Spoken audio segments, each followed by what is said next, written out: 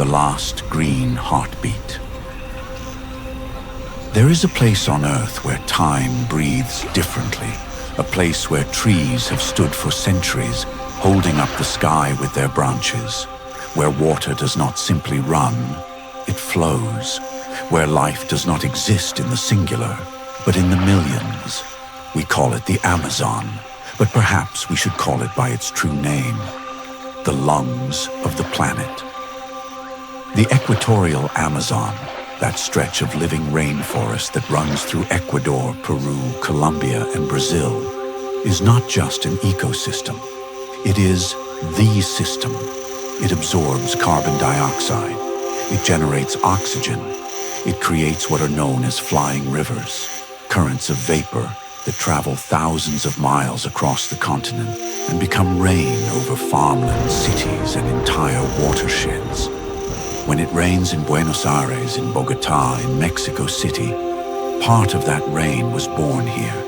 The Amazon does not belong to any one country. It belongs to the world, to life itself, and we belong to it.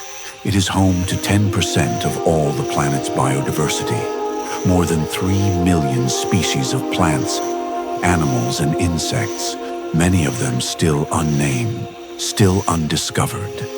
In its rivers lives the pink river dolphin, the boto, witness to a world that is shrinking. In its branches, the scarlet macaw paints the sky red.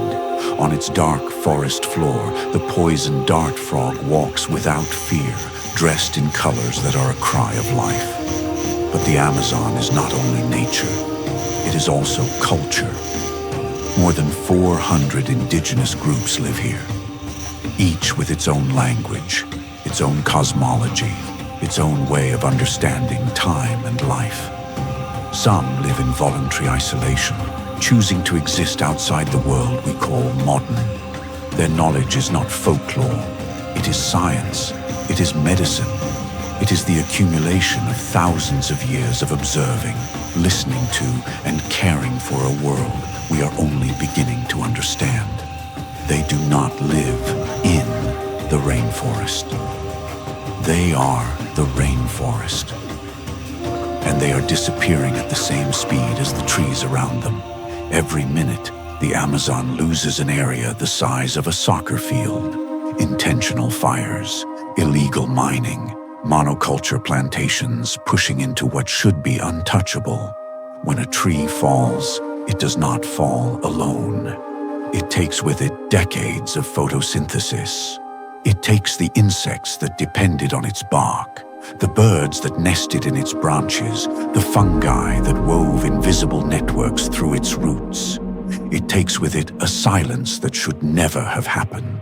And yet, we are losing it, one tree at a time, one fire at a time, without listening. Defending the Amazon is not an act of romantic love for nature.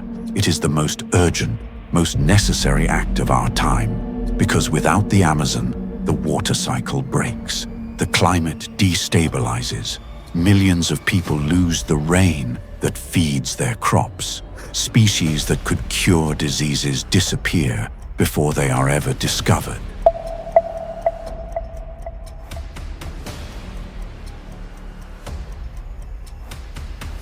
Without the Amazon, we are no longer ourselves. The Amazon is not asking us to admire it from a distance. It is asking us to act up close. Every voice that rises matters. Every consumer choice matters. Every scientific project, every community that resists, every tree that does not fall matters. Every law that protects Central America matters. The rainforest does not need us to save it as if it were some fragile object. It needs us to recognize that it is saving us. To listen to it, to defend it, and to stay aware of what is happening. To rise to the level of what it has done for us for millions of years.